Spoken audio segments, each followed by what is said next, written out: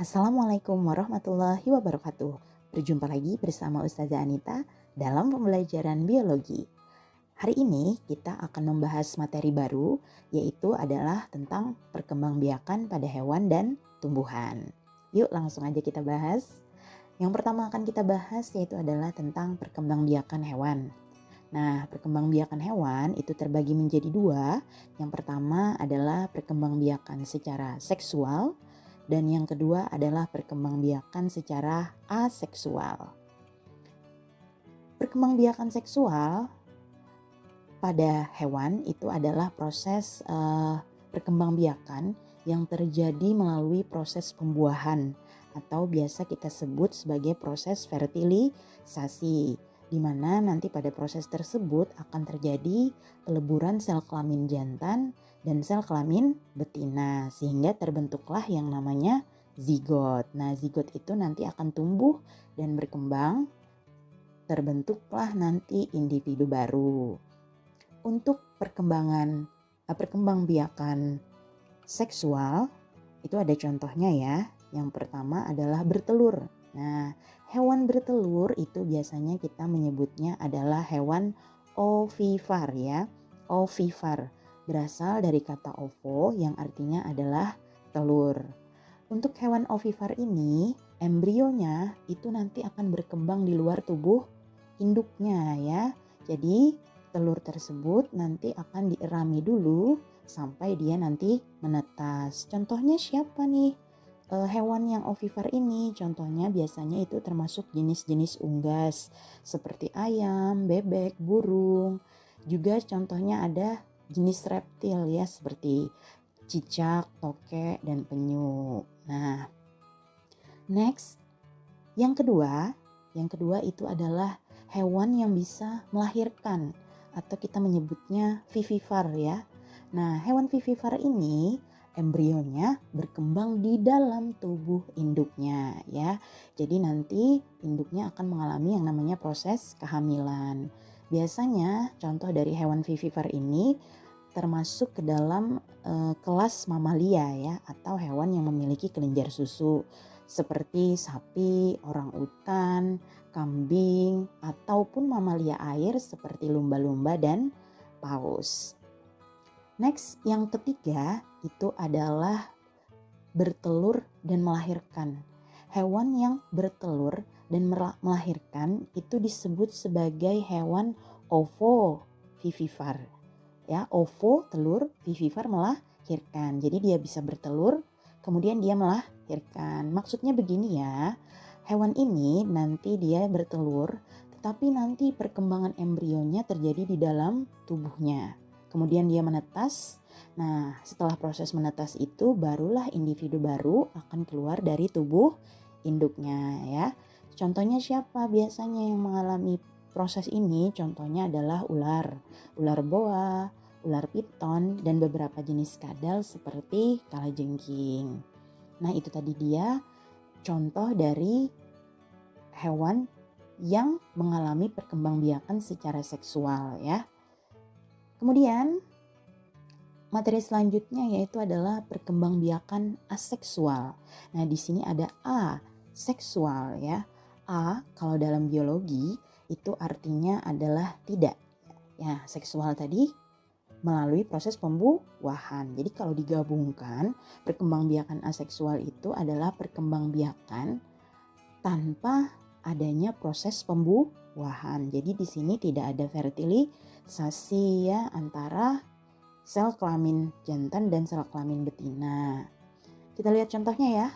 Untuk perkembangbiakan aseksual, contoh yang pertama adalah jadi hewan itu dia bisa namanya mengalami membelah diri ya. Nah, membelah diri itu bisa kita lihat di sini ya. Dari satu sel, kemudian dia membelah menghasilkan 2 sel. Kemudian membelah lagi nih menghasilkan 4 sel sampai seterusnya. Ya, itu membelah diri artinya. Di situ tidak ada terjadi proses pembuahan. Siapa sih biasanya yang mengalami pembelahan diri ini? Biasanya yang mengalami proses pembelahan diri ini adalah amuba ya, atau hewan bersel satu. Bakteri misalkan. Nah, bakteri itu dia sangat cepat reproduksinya karena dia bisa membelah diri. Oke, next. Contoh yang kedua itu adalah fragmentasi. Dimana kita tahu fragmen itu adalah artinya pembagian ya. Jadi hewan ini dia akan membentuk individu baru dari bagian potongan tubuhnya. Contohnya itu adalah planaria. Ini cacing pipih ya. Kita lihat di sini gambarnya. Nah, planaria itu bentuknya seperti itu ya. Kepalanya berbentuk segitiga. Planaria itu kalau dipotong menjadi dua bagian atas dan bagian bawah, nanti kalau dipotong di tengah, bagian atasnya kan akan kehilangan bagian bawah. Nanti bagian bawah itu akan tumbuh dengan sendirinya ya. Nah, itulah salah satu kemampuan dari si planaria. Dia mampu bereproduksi secara fragmentasi, menghasilkan individu baru dari potongan tubuhnya. Ya, itu ya. Kemudian yang ketiga contohnya adalah tunas. Nah, wah, masa iya sih hewan bertunas? Ada ternyata ya. Hewan bertunas itu contohnya adalah hidra. Hidra ini biasanya adanya di lautan ya. Jadi ini adalah hewan yang berkembang biak secara tunas. Jadi nanti dia akan menghasilkan individu baru seperti pada gambar nih. Nah, kemudian di sini nanti itu yang ada bagian gambar nomor 1 ya. Itu kan ada yang semacam kayak menggelendup gitu. Nah, itu nanti dia akan berkembang. Kalau sudah berkembang dan tumbuh, nanti dia akan lepas dari induknya. Kemudian kalau sudah lepas, dia akan melekat pada suatu permukaan dan tumbuh menjadi individu baru ya. Itu contoh dari bertunas ya. Jadi ada masing-masing 3 contoh untuk perkembangbiakan aseksual. Ada membelah diri, fragmentasi, dan bertunas. Materi selanjutnya itu adalah tentang perkembangbiakan tumbuhan ya. Nah, untuk perkembangbiakan tumbuhan juga terbagi menjadi 2, yaitu adalah perkembangbiakan generatif dan yang kedua adalah perkembangbiakan vegetatif. Sebenarnya sama aja dengan seksual dan aseksual, cuma beda penyebutannya ya. Kalau seksual itu di tumbuhan kita menyebutnya perkembangbiakan generatif. Kalau aseksual pada hewan itu kita menyebutnya pada tumbuhan itu adalah perkembangbiakan vegetatif ya. Kita mulai dulu nih dari perkembangbiakan generatif ya, artinya di situ seksual terjadi. Ini ya, perkembangbiakan generatif atau seksual pada tumbuhan melibatkan proses penyerbukan. Penyerbukan itu adalah nama lainnya polinasi ya. Nah, penyerbukan itu adalah pertemuan antara gamet jantan dan gamet betina atau kita sebut sebagai biasanya proses penyerbukan ini adalah ketika serbuk sari jatuh di kepala putik. Tapi sebelum kita membahas tentang perkembangbiakan generatif ini ya, kan dia seksual ya, berarti ada tadi pembuahan antara gamet jantan dan gamet betina. Berarti harus tahu dulu nih alat-alat atau bagian dari bunga. Nah, kita lihat di sini. Di sini adalah gambar struktur bunga ya. Mohon diperhatikan. Nah, di struktur bunga, jadi di bunga itu ada beberapa bagian. Yang pertama ada putik. Kemudian pada gambar di sini ada 6 benang sari ya, benang sari. Di dalam benang sari itu nanti terdapat yang namanya serbuk sari. Nah, serbuk sari inilah yang berperan sebagai gamet jantannya. Kalau pada laki-laki itu kan sperma ya. Untuk bunga itu serbuk sari. Kalau putik tadi, putik adalah gamet betinanya ya. Kemudian di sini juga ada mahkotanya. Nah, kalau pada bunga biasanya mahkota ini yang warnanya mencolok karena tujuannya untuk menimbulkan dari hewan-hewan kayak gitu, nah biar tertarik ya sama bunganya.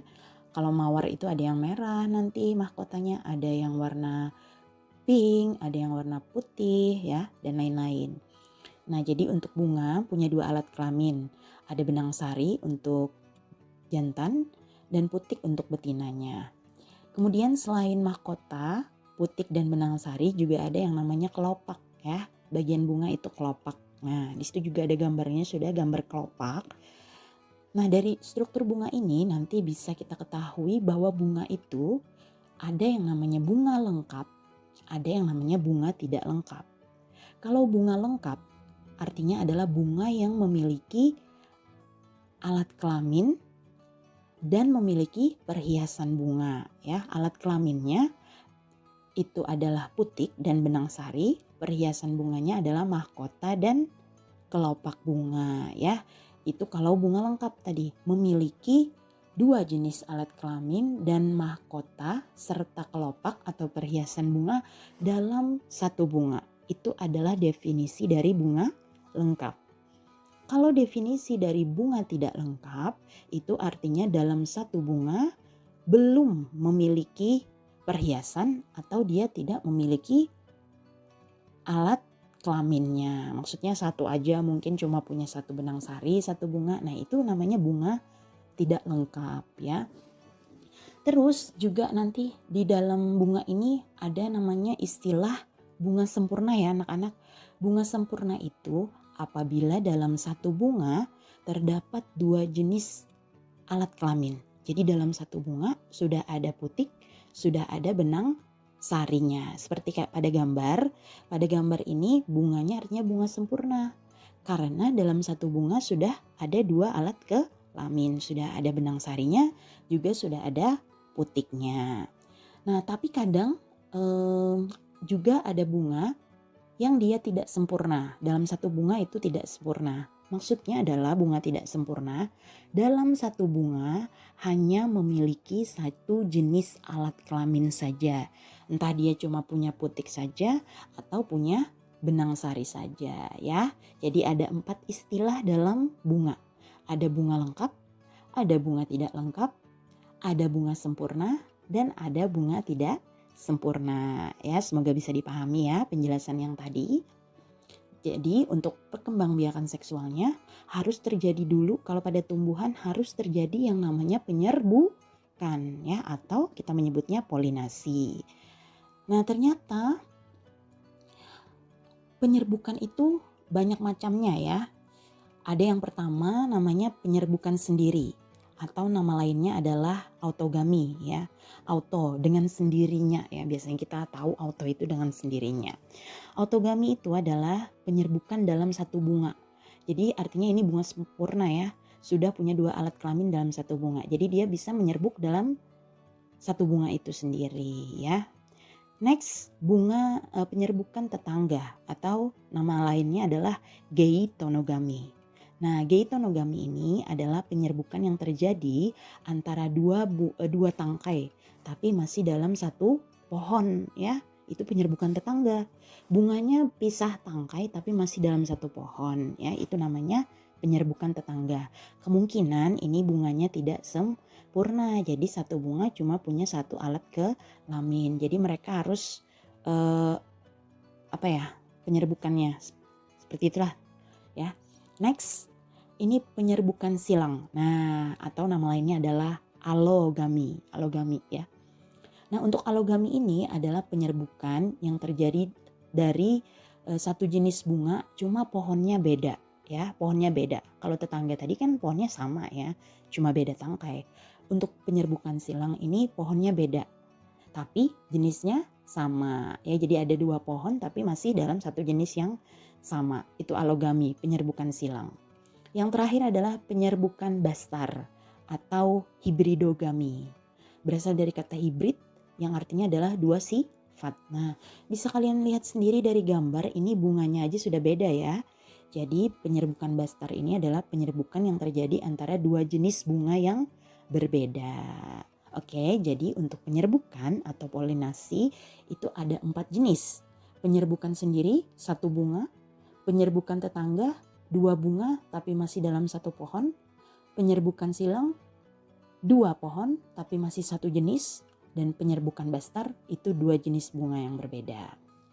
Nah, ternyata proses penyerbukan atau polinasi tadi itu tidak bisa berlangsung dengan sendirinya, ya. Jadi nanti ada yang namanya faktor pembawa, atau kita bisa menyebutnya perantara atau juga bisa menyebut sebagai vektor.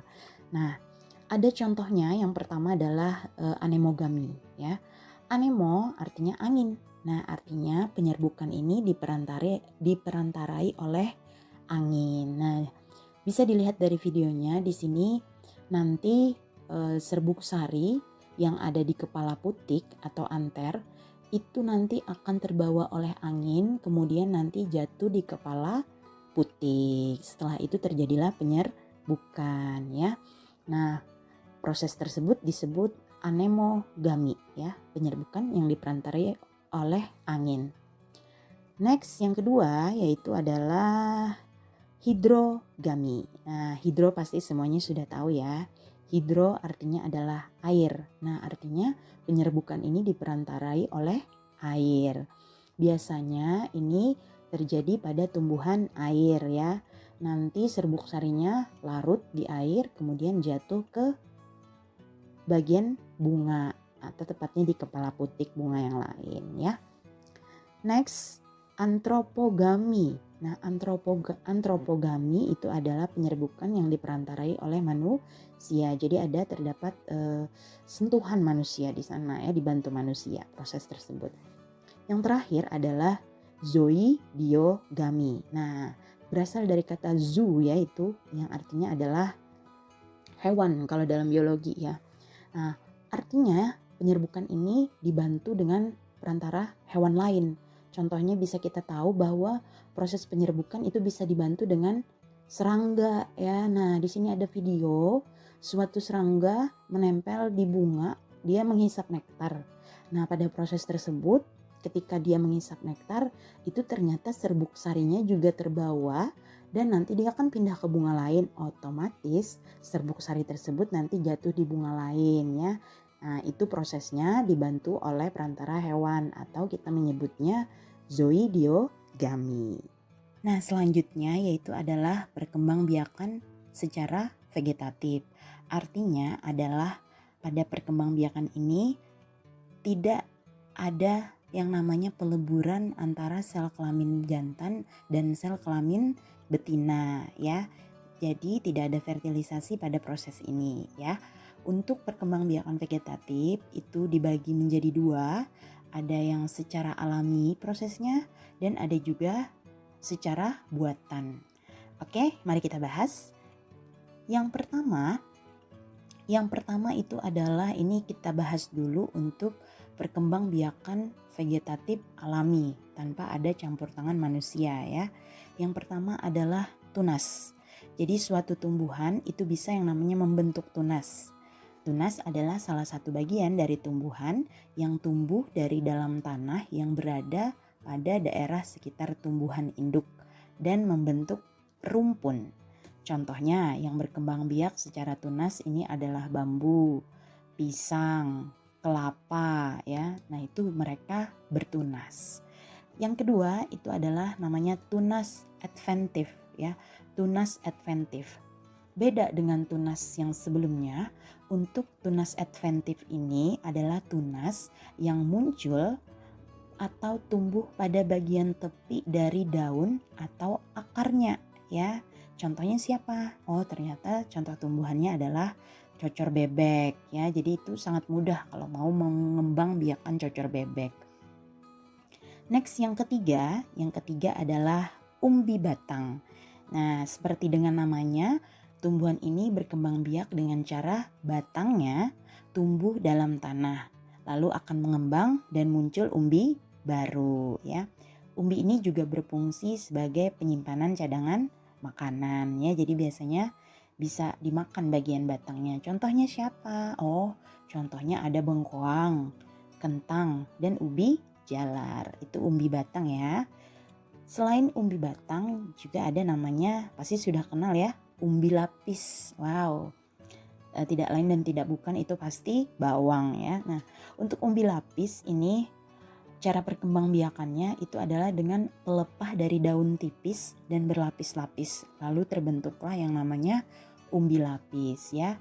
Bagian dari atas umbi ini akan tumbuh daun serta bagian bawahnya akan muncul akarnya ya, akar serabut biasanya. Nah, contoh tumbuhan yang berkembang biak dengan umbi lapis itu tadi adalah bawang merah, dengan bawang bombay ya, juga bunga tulip juga dia berkembang biak dengan umbi lapis. Selain umbi lapis dan umbi batang, juga ada yang namanya umbi akar. Nah, cara perkembangbiakan vegetatif alami ini yaitu dengan cara akarnya tumbuh membentuk suatu umbi ya. Akarnya bisa juga dijadikan tempat penyimpanan cadangan makanan. Contohnya siapa yang umbi akar? Wah, berarti yang ada cadangan makanannya di akar itu contohnya adalah singkong, wortel, dan juga lobak ya. Next, selanjutnya ada yang namanya rizoma ya, atau akar rimpang, atau nama lainnya kita bisa menyebut juga akar tinggal.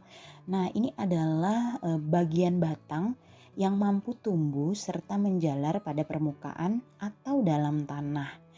Tunas atau tumbuhan baru akan muncul pada setiap buku atau bagian dari akar rimpang tersebut. Contohnya yang mengalami akar rimpang atau akar tinggal itu adalah kunyit, jahe, lengkuas, dan juga kencur ya. Ini kebanyakan bumbu-bumbu dapur ya. Itu namanya akar tinggal ya. Jadi akarnya misalkan kita mencabut ya, kita mencabut kunyit nih. Biasanya kan akarnya masih tertinggal di tanahnya. Nah, itu bisa tumbuh menjadi individu baru lagi ya. Itu namanya rizoma. Rizo itu artinya akar ya kalau dalam biologi. Next, yang terakhir yaitu adalah stolon atau geragi. Ya, stolon atau geragi itu adalah batang yang muncul atau tumbuh secara mendatar pada permukaan tanah ya. Nah, bagian tumbuhan yang menyentuh tanah akan muncul akar yang akan menjadi tumbuhan baru. Contohnya itu biasanya yang stolon atau geragi ini batangnya di permukaan tanah tadi itu ada rumput ya, stroberi dan juga arbei. Selain perkembangbiakan vegetatif secara alami tadi, juga ada perkembangbiakan vegetatif secara buatan. Artinya pada proses ini terdapat campur tangan manusia. Nah, contoh yang pertama itu adalah cangkok ya. Pasti semuanya udah tahu ya cangkok ini. Cangkok ini bisa digunakan untuk menumbuhkan akar atau batangnya ya. Biasanya yang dicangkok itu entah akar atau batangnya, tapi yang paling banyak itu ditemukan adalah cangkok batang. Nah, kelebihan dari cangkok ini biasanya dia lebih cepat tumbuh ya. Contohnya tumbuhan yang bisa untuk dicangkok itu jambu air, mangga, alpukat, sawo ya. Itu untuk yang mencangkok. Kemudian contoh yang kedua itu ada namanya stek ya. Stek ini adalah cara perkembangbiakan tumbuhan yang berasal dari akar tumbuh dari batang atau bagian lain tumbuhan. Contohnya dari stek itu biasanya dia dipotong ya bagian batangnya. Yang paling familiar itu biasanya adalah batang dari singkong. Nah, itu dipotong, kemudian batangnya dipotong, tinggal ditanam di media tanam. Kemudian nanti dia akan tumbuh menjadi individu baru.